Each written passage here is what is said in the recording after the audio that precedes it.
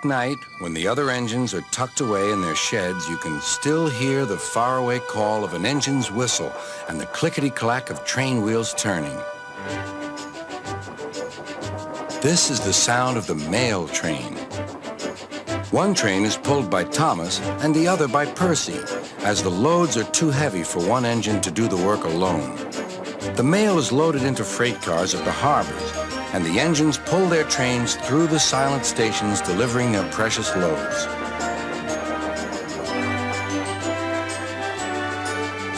On a clear night, a big shiny moon brightens their journey, but often Thomas and Percy can't even see the stars.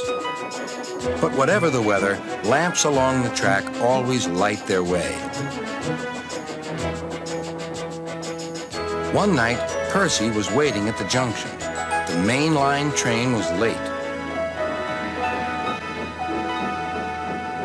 At last, Henry arrived. Sorry, he puffed. The mail boat from the mainland was delayed. Come on, Percy, said his driver. Let's make up for lost time. Percy puffed along as quickly as he could, but the sun was already rising as he finished his work. Never mind, thought Percy. It's nice to be up and about when it's the start of a new day and there's no one else around. Percy was not alone for long. Bother, said Percy. It's that dizzy thing, Harold. Good morning, whirred Harold. I always said railways were out of date, but you're so slow with the mail. You should give everyone their stamps back. Percy was too tired to explain. Bird brain, he muttered. Good morning, Percy, called Duck. You're up early this morning? No, you're wrong, sighed Percy. I'm back, tired and late.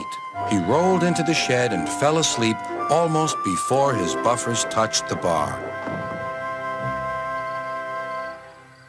His driver decided to set off early that evening. Thomas was waiting at the station. Thank goodness I have a chance to speak to you. Driver says that the person in charge of the mail has complained to Sir Topham Hatt about the delay last night. But that wasn't my fault, replied Percy. I know, said Thomas, and so does Sir Topham Hatt. But this mail person wouldn't listen. Tonight we'll just have to be quicker than ever before. The engines were just leaving when they heard a familiar buzzing. I say, you two, there's news flying about. Where? Puffed Percy crossly. All over the place. They're going to scrap the mail train and use me instead. Wings work wonders, you know. Always. Rubbish, huffed Thomas. That night, everything ran like clockwork. Thomas and Percy steamed through the stations, making good time everywhere they went.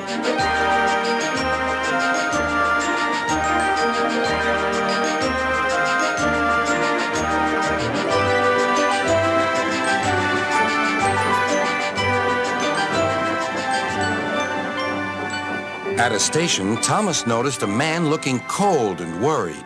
He had missed his train home. We can give you a ride, said Thomas's driver, but it will be rather uncomfortable. Thank you, said the man. Anything's better than sitting here.